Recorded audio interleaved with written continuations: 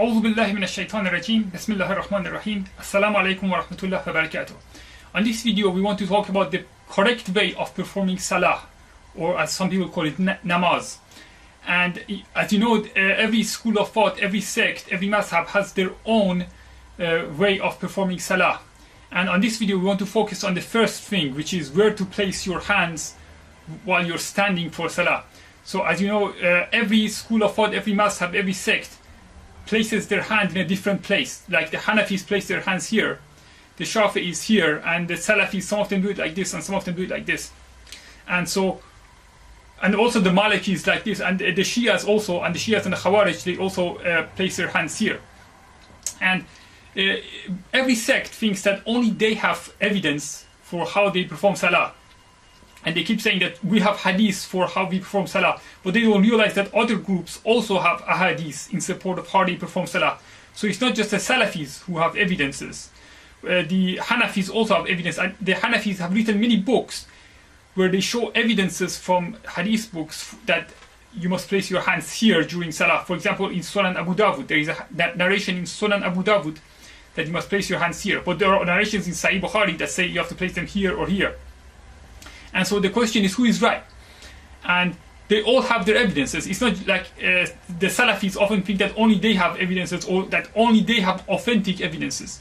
But the truth is that every school of thought, every mazhab has their own evidences for how they perform salah. And the reason for all these differences is because people are only focusing on the hadith books, or on the books of their scholars, or on the books of their mazhab, or the salaf, or the tabi'in, or the Ahlul Bayt, but no one is looking at the Quran. And the reason why it's so important to see what the Quran has to say is because it's not just because the Quran is the book of Allah. I often tell people, look, here's the evidence from the Quran, and they say, do you have any confirmation from the hadith? And I say, no, we don't need confirmation from the hadith. Even if I do, we don't even need confirmation from the hadith. That is a sickness in your heart, that you think that we need a hadith to confirm what is already in the Quran. And I'm not a hadith rejecter, but we don't need the hadith to confirm the Quran. If anything, it's all the way around. We need the Quran to we need the hadith to be confirmed by the Quran. We don't need the Quran to be confirmed by the hadith. We don't need the perfect words of Allah to be confirmed by the hadith. And so I'm going to explain why you have to actually perform salah like this. This is the correct way of performing salah. And my proof is directly from the Quran. It's not from the hadith. As I said, in the hadith you have this, you have this, and you have this. And from some of the early Muslims, you have this. Some of the early Muslims, especially in Medina, were known to perform salah like this. Although I believe that those were the Yahud of Medina that the Prophet warned about, the Jews of Medina. And that's why the Shias and the Khawarij perform salah like this. And the Malikis, when you ask them why do you perform salah like this, they say it's because of the people of Medina. But the Prophet often used to warn about the Jews of Medina. But in reality, all of these are from Judaism. All of these. The whole idea of placing the right hand over the left hand, that is actually a Jewish belief, that you must place the right hand, meaning Michael, in Judaism is symbolic of the angel Mikael. You have to place that above the left hand, which they say is Gabriel. So when you're placing your right hand over the left hand, that's actually part of their ideology, that you must place your right hand, meaning Mikael, over Gabriel, meaning that Gabriel is lower than Michael. Michael is higher and Gabriel is negative. Michael is positive and Gabriel or Gabriel is negative. So even the Hanafi, Maliki, the Hanafi, Shafi'i and Salafi or Hanbali ways of performing salah are also based on Judaism. And what they did was that they divided the Muslims into these groups so that they gave us fake choices, so that we would be arguing over, oh, is it like this or is it like this? But in fact, all of them are wrong. The Quran tells us what is the correct way of performing salah. And I'm going to be showing you evidence from the Quran, but before I do that, because I know that many people are going to say, where's the evidence from the hadith? When I show you the evidence from the Quran, everyone's going to say, a lot of people are going to say, you need to also show proof from the hadith. Where's the confirmation from the hadith? Well, This is the Quran, right? This is the Quran. This is the book of Allah. The Quran, the Quran, the Quran, however you want to pronounce it. The Quran, even if we forget for a moment that this is the revelation of Allah subhanahu wa ta'ala, that these are the words of Allah, okay? So these are above any hadith narrated from certain people, from the companions who narrated from the Prophet. These are the perfect words of Allah. But now, let's forget that for a second, okay? Let's suppose that the Quran was just like any other hadith book. It was a book of hadith narrated by Umar ibn Khattab or by Uthman or by Ali from the Prophet, okay, from Abu Bakr from the Prophet or Umar from the Prophet. At the very least, you would have to say this about the Quran, right? Because who wrote the Quran? Who compiled the Quran? Mainly it was Umar radiallahu anhu, but also Uthman and mainly it was Umar and Uthman radiallahu anhu, but also to some extent it was Abu Bakr and Ali radiallahu anhu as well. So the companions of the Prophet, the Khulafa Rashidin, they themselves compiled this book. Now, if this was just a hadith book, imagine this. Imagine we had a hadith book today that narrated directly, okay, directly from the Prophet. We had a hadith book written by Umar radiallahu anhu, or Uthman radiallahu anhu, or Ali radiallahu anhu, or Abu Bakr radiallahu anhu, or any of the Sahaba that directly narrated from the Prophet. How much more valuable and authentic would this hadith book be compared with even Sahih Bukhari? Sahih Bukhari was written 200 years after the Prophet. And most other hadith books were written between 150 to 300 years after the Prophet. And the Shia books were written even after that, even later than that. So let's suppose, we have a hadith book written, the oldest hadith book that we have today were written 150 years after the Prophet, okay? So we have a hadith book written 150 years after the Prophet. And we have another hadith book written shortly after the Prophet by his own companions and his family and his successors, okay?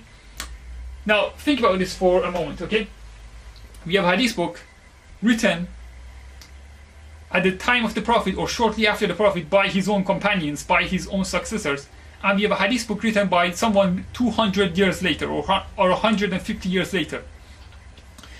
If we had a contradiction between these two hadith books, every sane person would prefer the Quran over any other hadith book. So even if the Quran was just another hadith book, like Sahih Bukhari or Sunan Abu Dawud or Sunan Tirmidhi or Sahih Muslim or Mustadrak al-Hakim or Sunan Nasa'i or Musnad Ahmad ibn Hanbal or Musannaf Abdul Razzaq or any other, okay? If it was just another hadith book, the fact is that it's by far the oldest and most authentic book. And for example, in Sahih Bukhari, we have A narrating from B, who narrated from C, who narrated from D, who narrated from one of the companions, who narrated from the Prophet. And here is one example from Sahih Bukhari. It is narrated from Abdullah ibn Maslama, who narrated from Malik, who narrated from Abi Hazim, who narrated from Sahl ibn Sa'd, that the people were ordered to place their right hand on the left forearm in the prayer or in the salah. Abu Hazim said, I knew that the order was from the Prophet, peace be upon him. Now this is just one of the contradictions regarding how to perform salah in the hadith. And I'm not going to show you all the contradictions on this video because that would take many hours, and there are many books written about this that are hundreds of pages long, okay? So there are many contradictions about where to place your hands and how to what to say and what to do during the salah. And this is just one of these contradictions. But what I want to point out here is that, look, Abdullah ibn Maslama, so that's one person. He narrates from Malik, 2 people. Abi Hazim, 3 people. Sahl ibn Sa'd, 4 people. Okay, so there are 4 people up to the Prophet, peace be upon him himself. So there's A narrating from B, from C, from D. And yet, the Quran is A narrating from the Prophet, even if the Quran was just a hadith book. So I'm just stressing to show you how superior the Quran is to any other hadith book. Because even if the Quran was just a hadith book, that alone would make it the most authentic, by far the most authentic hadith book. And it would be ridiculous to follow the hadith that we find in books written 200 years later, when we already have the answer in the Quran?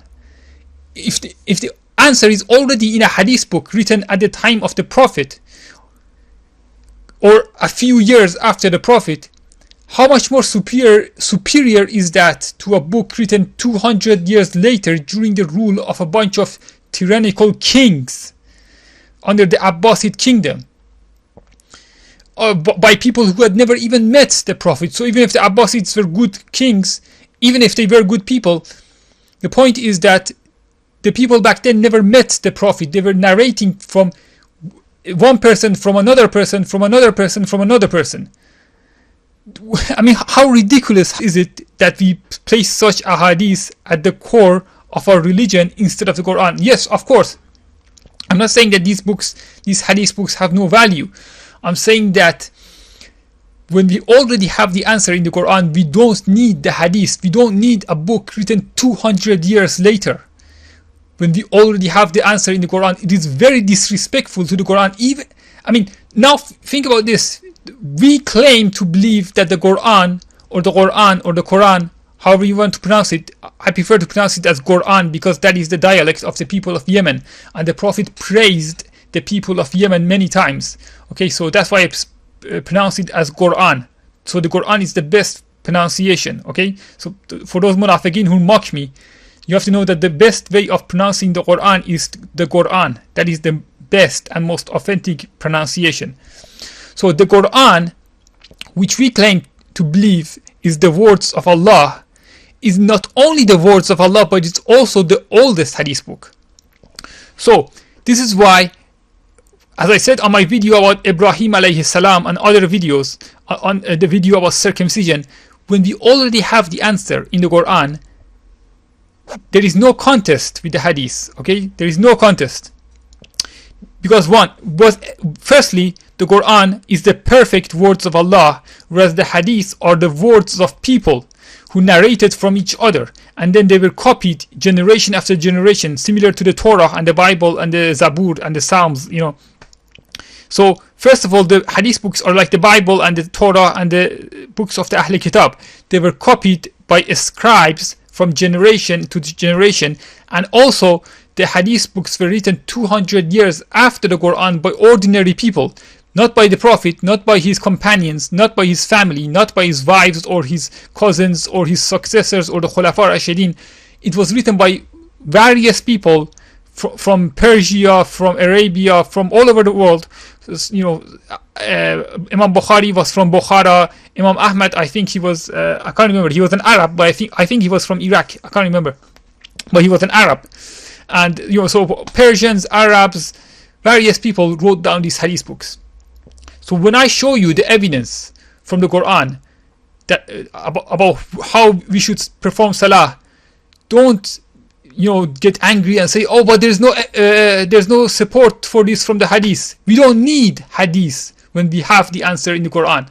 If the Quran says La ilaha illallah, and we have a hadith that says no, actually there are 4 gods or 5 gods or 3 gods or any other number of gods, does that hadith have any value? No. The Quran already tells us there is only one God. So when the Quran tells us something, you have to take it from the Quran. And we must only accept those ahadith that agree with the Quran.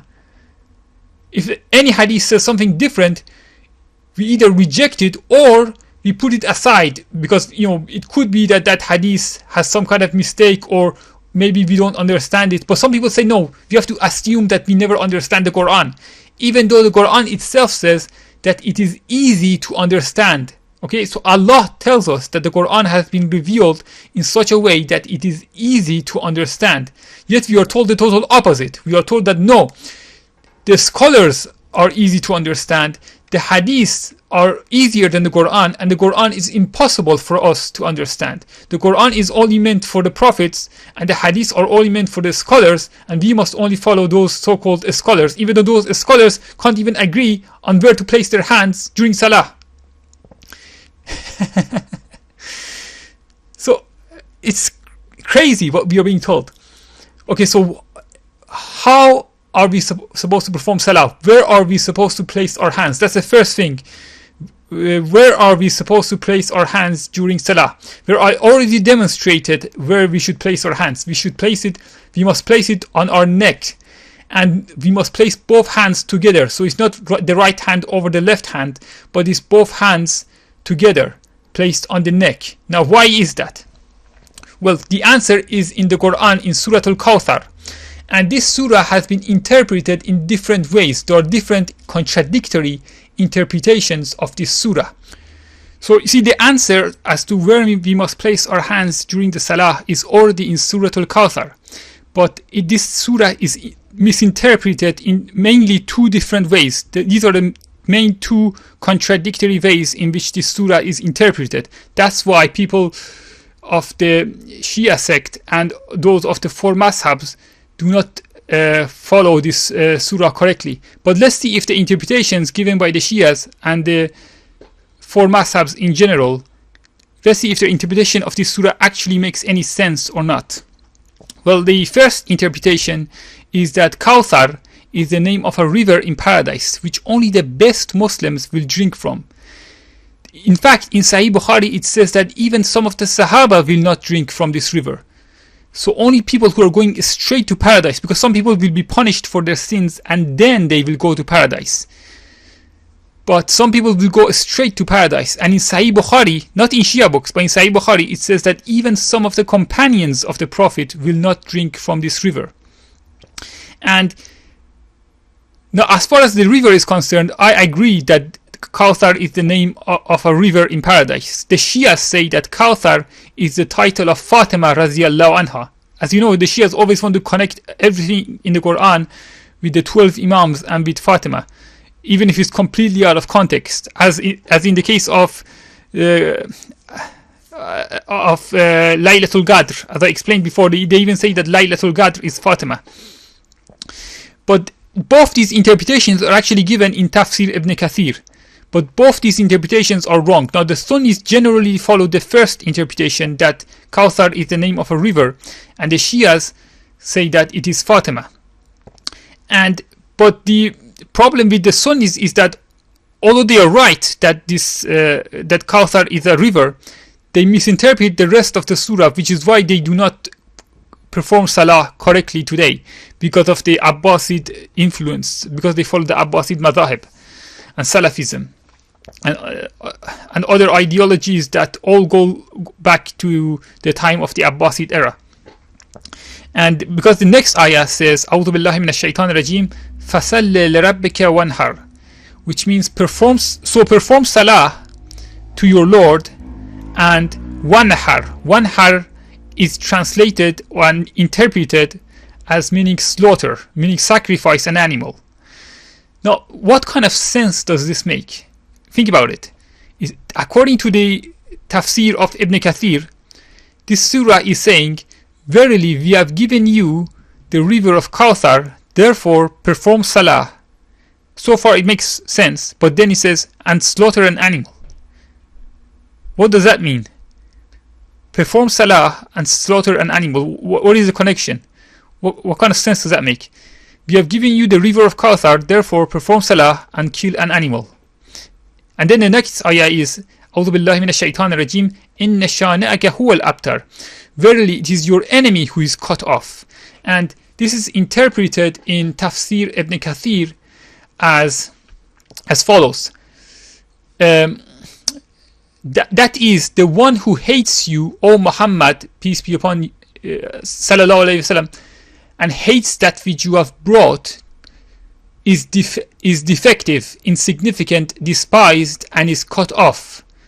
According to Ibn Abbas, Mujahid, Sa'id ibn Jubair, and Qatada, the surah was revealed in regard to Al-As ibn Wa'il, for it was said that he used to say, whenever Allah's messenger sallallahu alayhi wasallam was mentioned, he would say, leave him, for he is a man who is cut off and is of no consequence, and if he were killed he would be forgotten. And so Allah revealed in this surah in response. It was also said that it was revealed concerning Uqbah ibn Abi Mu'ayt, and it was Ibn Abbas and Ikramah are reported to have said that it was revealed in regard to Ka'b al-Ashraf, and a number of pagans of Quraysh. Al-Bazzar reports from Ibn Abbas that Ka'b ibn al-Ashraf approached Mecca, and the people of Quraysh said, "You are their leader. Do you not see this weak, feeble, despised man who is without family or any who might help him, and who is cut off from his own people? He claims that he is better than we. We are the people of the pilgrims and the custodians, the suppliers of water." He said, "You are better than he." So Allah revealed this surah. This is an authentic narration. Atta said that it was revealed concerning Abu Lahab. This was when the Prophet's son died, and Abu Lahab went to the polytheists and said, "When his sons die, he will no longer be remembered." Far from that. On the contrary, Allah has preserved his memory for all the people, for all the world to witness, and has placed the responsibility of implementing his revealed law upon their shoulders forever until the day of congregation and the appointed time arrives. Peace and blessings of Allah be upon him always till the day of assembly. So we see that right here Ibn Kathir has given 4 different contradictory interpretations of the last ayah of Surah al-Kawthar. And the Shias actually follow the last one, the 4th one. The Shias say that this is saying that Abu Lahab said that the Prophet's family is going to be cut off. He's no longer going to have any descendants. And so the Quran is saying, "Verily we gave you Fatima, and so through Fatima you will have many descendants." This is the Shia interpretation, which seems to make sense. If you just take the first ayah and the last ayah, it seems to make sense. But the problem is, again, the second ayah. The second ayah says, "So perform salah and sacrifice an animal," according to the Shias. So what does that mean? So we have given, let's just follow the line of thinking, the interpretation of the Shias for a moment. Let's see what they're actually saying. The Shias are saying that this surah is saying, "Verily we have given you Fatima, your daughter Fatima. So perform salah and kill an animal. Verily it is your enemy who will not have any descendants." As I said, the first and the last ayah, the way the Shias interpret them, they kind of connect to each other. But the second ayah is perform salah and kill an animal. Why is performing the salah placed next to killing an animal, sacrificing an animal? What's the connection? I mean, if it said perform wuzu and perform salah, okay. If it said perform salah and pray and do dua, okay. But perform salah and kill an animal? What kind of sense does that make? Where's the wisdom? Where's the meaning in this surah? What is that even supposed to mean? And if you go by the other 3 interpretations given by Ibn Kathir and many other Sunni scholars, it's saying that we have given you the river of Kawthar in paradise, therefore perform salah and sacrifice an animal, because your enemy will be cut off from his people. Your enemy will not be remembered and will not be connected to his family any longer, not you. So again, what kind of sense does that make? The second ayah clearly proves that both these interpretations are completely made up. They're wrong. All 4 of the interpretations are to stay. And you have to understand that when Ibn Kathir says that this is according to Ibn Abbas and Sayyid ibn Jubayr and Qatada and Mujahid, Ibn Abbas, these people did not necessarily say these things. This was narrated from them. In the same way that we have narrations from the Prophet, we also have narrations from Ibn Abbas radiyallahu anhu. That doesn't mean that Ibn Abbas radiyallahu anhu actually said this. These are all fabricated narrations. All 4 of them are fabricated narrations, and they all contradict each other. And the reason why they all cannot make sense of the second ayah is that the second ayah is actually that's the secret. That's the secret that contradicts Shiism and all 4 madhabs of the Abbasids, including the Salafis who take their madhab from the Hanbalis.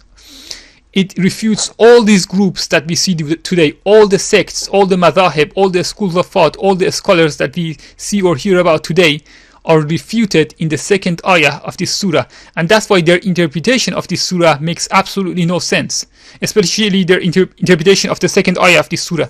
It makes no sense at all. And so what does it actually say? It says, أعوذ بالله من الشيطان الرجيم فَصَلِّ لِرَبِّكَ وَانْحَرْ. So perform salah to your Lord and wanhar. What does wanhar mean? Well, wanhar, according to Ibn Kathir himself, it can mean to slaughter an animal, but it can also mean to raise your hands for salah. And then we have another interpretation mentioned in the tafsir of Tabari, where he narrates a narration allegedly from Ali radiallahu anhu that says, wanhar means to place your hands on your chest during salah. And this is why the Salafis today place their hands on their chest during salah. Okay, and based on this is based on some narrations such as this narration. And here's the question: so does wanhar mean to raise your hands up before you perform salah when you say Allahu Akbar, or does it mean to place your hands in the middle of your chest as stated in the tafsir of Tabari? Or does it mean to slaughter an animal? What is the meaning of the word wanhar? Well, the wa means and, but what does it mean? What does the word actually mean? It means, according to the dictionary, it means to actually stab an animal, especially a camel, with a spear in the neck. Or stab an animal in the neck, but with any weapon, but usually with a spear, with any weapon, with a knife or a spear in the neck. That's what the word wanhar literally means. And obviously it cannot mean raise your hands up and place your hands on your chest at the same time, because those are two very different movements. Raising your hands up to say Allahu Akbar and placing your hands in the middle of the chest are two contradictory interpretations. And so what is it actually saying? It's saying perform salah and wanhar. Now the tafsir of Tabari actually makes some kind of sense, at least, because placing your hands on your chest is done during the salah. So I agree with this narration from Tabari that wanhar is related to performing salah. It is not about sacrificing an animal, because that's totally out of context. It doesn't make any sense whatsoever. Perform salah and kill an animal? Doesn't make sense. Perform salah and place your hands on your chest? Well, that does make sense, but the problem is that wanhar does not mean to place your hands on your chest. Wanhar means to stab with a knife or a spear. So if the word wanhar is related to salah, which we know it is, it obviously is, from the context of the Quran we know that it is, then it cannot mean placing the hands in the middle of the chest, as it literally means to stab the neck. So the movement we have to make during salah is not to place our hands in the middle of the chest, because you don't place your hands in the middle of the chest if you want to stab someone or something in the neck. If you want to stab someone or something in the neck, you place your hands on your neck like this, or on their neck or on your neck like this. So this is the movement that the Quran is describing. This is the movement known as nahr or wanhar. It is to place the hands like this, as if you're holding a knife or a spear or a weapon and stabbing in the neck. Now you might say, but why are we doing this? Okay, so this is the correct meaning. Okay, but why should we place our hands like this? What is the wisdom? What is the meaning? What is the point? Why are we doing this? Are we doing this to demonstrate that we're committing suicide? Are we killing ourselves? Are we harming ourselves?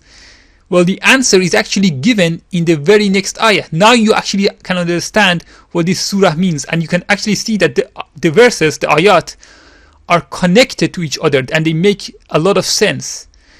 Contrary to the four interpretations we looked at earlier, the Shia interpretation and the other three interpretations, the real interpretation makes a lot of sense. The very next ayah explains to us. So you may say, as I said, you may ask, so does this mean that we are stabbing ourselves?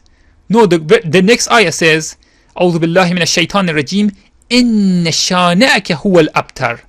it is your enemy who will be cut. So are we cutting ourselves? No, we are cutting our enemy. Who is our enemy? Shaitan. The word shaitan actually means enemy or adversary. Shaitan is the enemy of mankind. And in Musnad Ahmad and Sahih Muslim, it is narrated that everyone had a shaitan who is assigned specifically to them. So there is a shaitan who is specifically trying to deceive you. And there is a shaitan who is trying to deceive me. And so when I perform salah like this, what I'm doing is that I'm stabbing that shaitan who is trying to control me in the neck. You see, because we are not physically stabbing ourselves, obviously, we are making the movement of stabbing. So we're not physically stabbing, we are spiritually stabbing the shaitan that is trying to control us and be inside our body. So that shaitan is trying to be you, is trying to be inside you and control you and control your movements. And so you're stabbing him with a spiritual weapon in the neck. And it is narrated in the hadith that shaitan speaks through the mouth of certain people. So when you do this movement of spiritually stabbing shaitan in your neck, you're preventing him from speaking through your mouth. You see, because the Prophet, peace be upon him, said that shaitan speaks through the mouth of a lot of people. So if you don't want shaitan to speak through your mouth, what do? You stab him in your own neck. Because the shaitan is in your neck, so you're stabbing him in your neck to prevent him from speaking through your mouth, from saying bad things through you, from saying things through you that would deceive or confuse other people. So you're preventing the shaitan from making you say bad things or say things that you didn't mean to say, because sometimes we say things that we didn't even intend to say, and that's when shaitan is influencing us. We may not be fully possessed. There are a lot of people. There are some people who are possessed, and there are some people who are not possessed, but shaitan is still influencing them. Shaitan is influencing them to eat certain foods or to say certain things, and shaitan is feeding on some of the foods that we eat in the form of parasites. And shaitan is living inside our body in the form of gallbladder stones, for example. That's why the Quran says that in hellfire, people and stones will burn together, because the stones that you have inside your body, those are shayateen, and that's where idol worship came from. The idol worshippers were worshipping these stones that are actually shayateen. They are satanic stones, and the Quran. That's why the Quran says in Surah Al-Baqarah that stones and people will burn together in hellfire, and also al-hijara, humans and stones. And in the same ayah, Allah refers to the people of hellfire and the stones as kafirin. So the stones are actually kafir. Why? Because these stones, this is the form that the shayateen take. You see, so there are devils, they are shayateen inside your body. Even if you're not possessed, they're still inside your body and influencing you. And so there are foods that we can eat, and there are things that we can do to get rid of the shayateen in our bodies, and inshallah I will explain about that on future videos. But what I want to explain here is the most important thing, and that is how to spiritually fight against shaitan. First, we must defeat shaitan spiritually. This is the most important thing before we do it physically. And there are physical ways as well described in the ahadith. I'll get into that on future videos. But the spiritual way of defeating shaitan and stabbing him, cutting him off is by spiritually stabbing the neck. And that is the meaning of wanhar. And that's why the next ayah says, verily it is your enemy who will be cut off. When you do this, it's your enemy, it's your shaitan who will be cut off, not you. So you're not stabbing yourself, you're stabbing the shaitan within yourself. And now you see how this surah makes so much sense. Let's begin reading it from the beginning and see what it's actually saying. A'udhu billahi minash shaitanir rajim. Bismillahir rahmanir rahim. Inna a'tainaka al-Kawthar. Verily we have given you the Kawthar. A'tainaka al-Kawthar. We have given you the Kawthar. Why does it say that? Well, as I showed earlier, in Sahih Bukhari, we read that even some of the companions of the Prophet will not be able to drink from the Kawthar. And other ahadith say that many Muslims will not drink from the Kawthar. Only a small group of true believers who are going straight to paradise will drink from the river of Kawthar. Why is that? Well, at the same time, you may ask, how come no one else is performing salah in this way?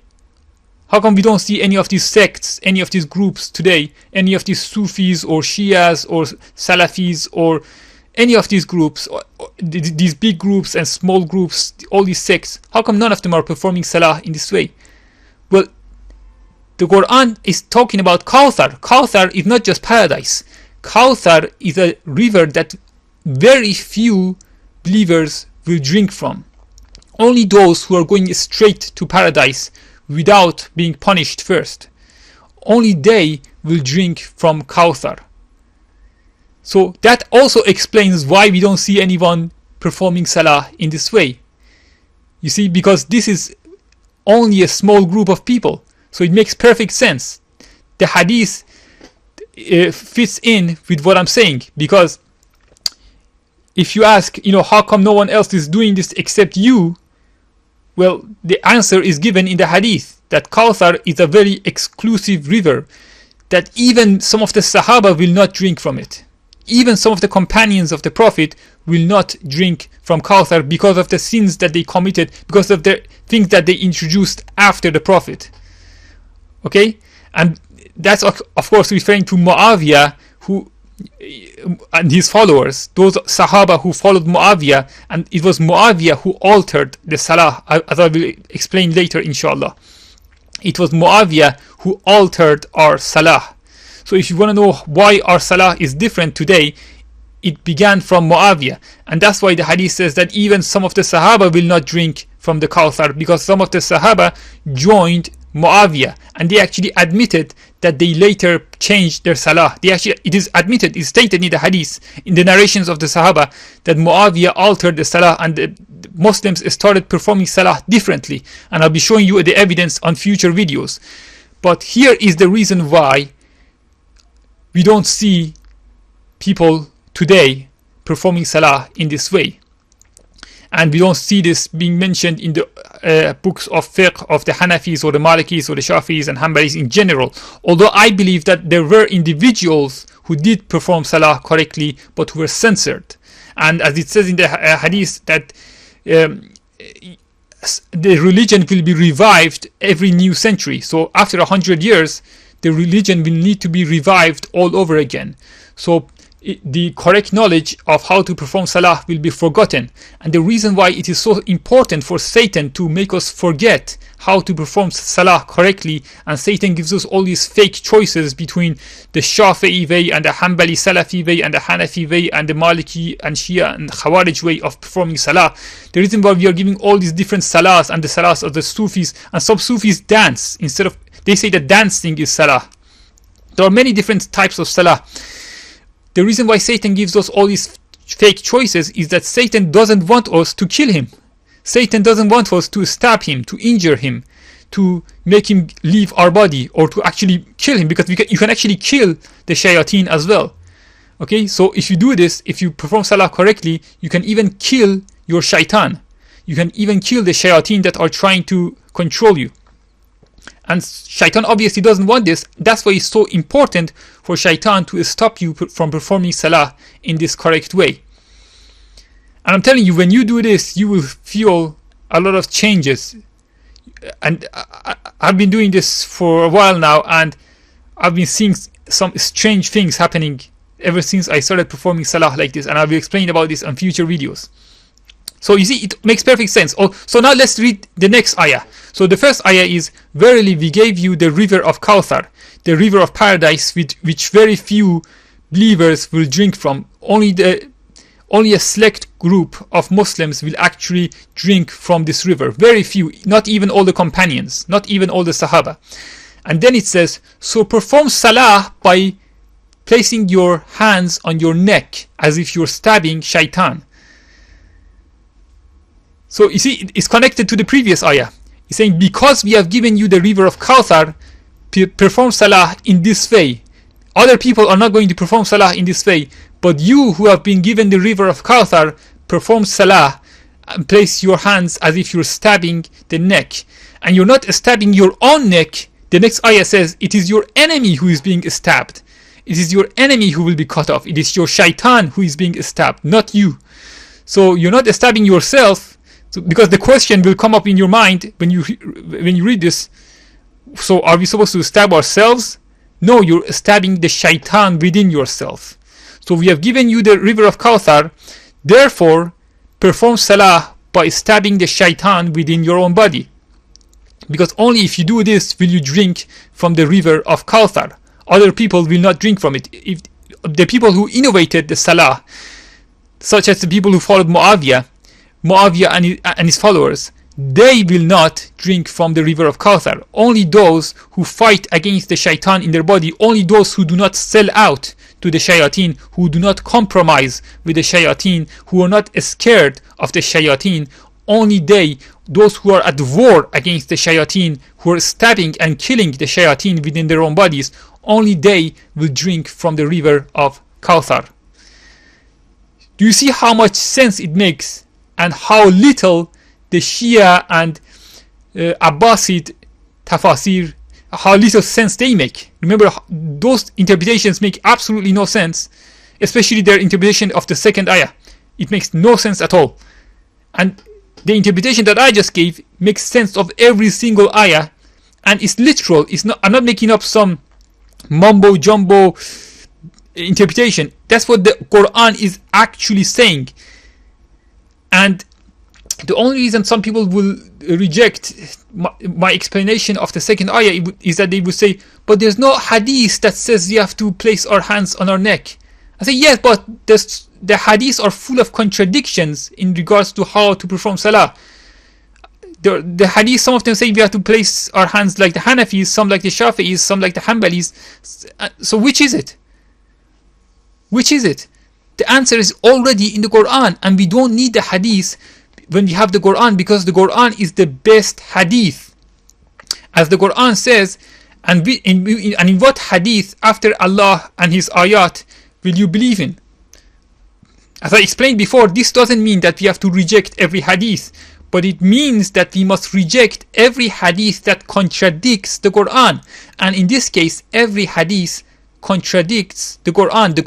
When the Quran is giving you the answer, you don't need a hadith. As I said earlier, even if the Quran was just a hadith book, if the Quran was simply a hadith book that was much older and much more authentic than all the other hadith books, why would we go to those less authentic hadith books?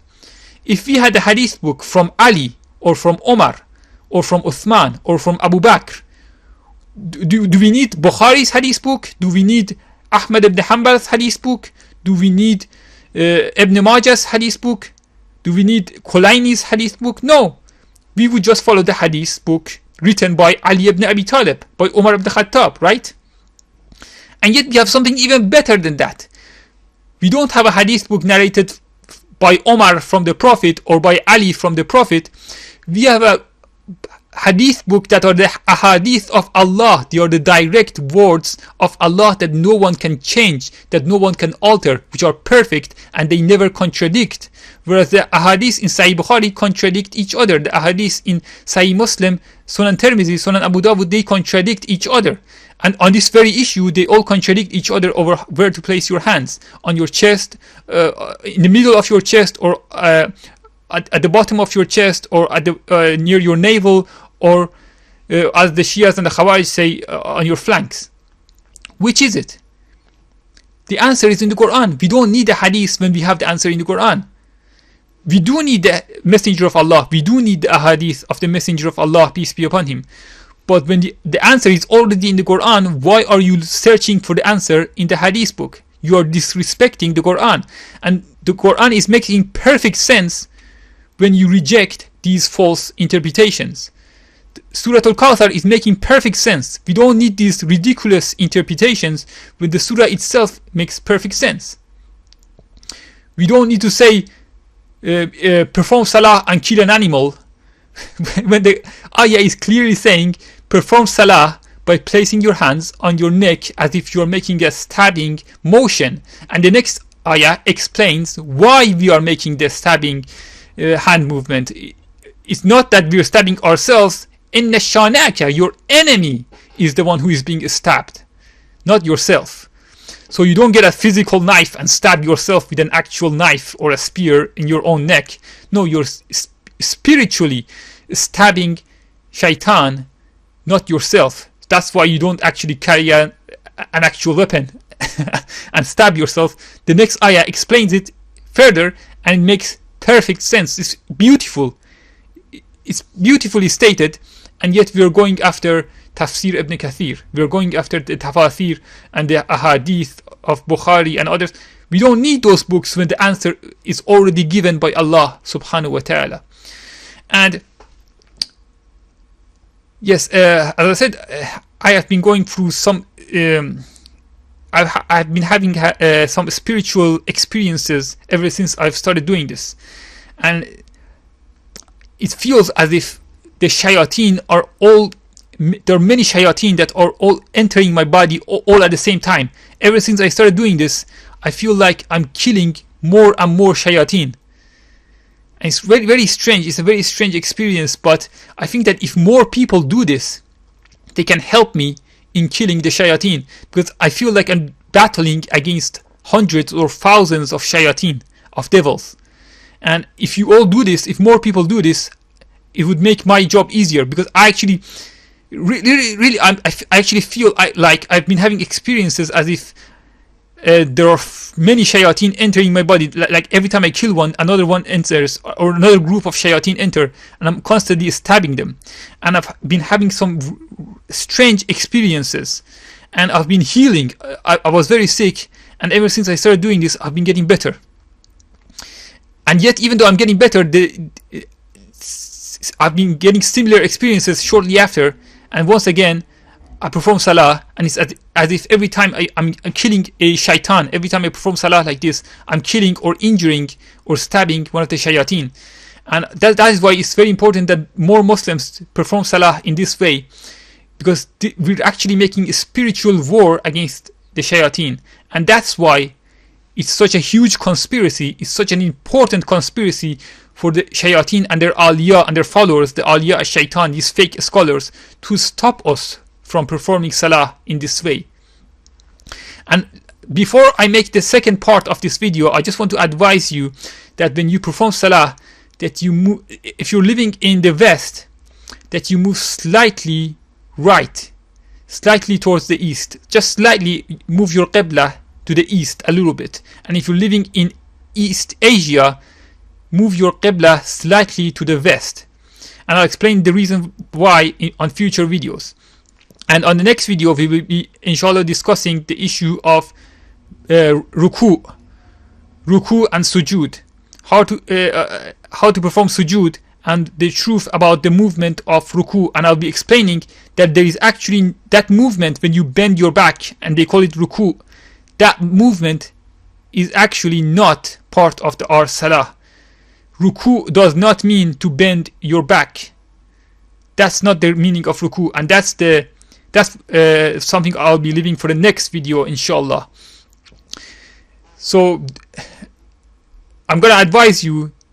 I'm not gonna show the proof on this video. I'm gonna prove it on the next video. But I'm gonna advise you not to do that movement. Just go straight for sujood, for prostration.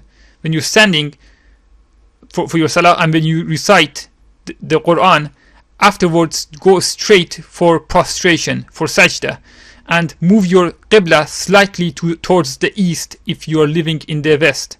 It's just slightly, just a little bit to the east, just a tiny bit to move your qibla to the east. And if you're living in China or East Asia, move your qibla slightly to the west. Wassalamu alaikum wa rahmatullah wa barakatuh.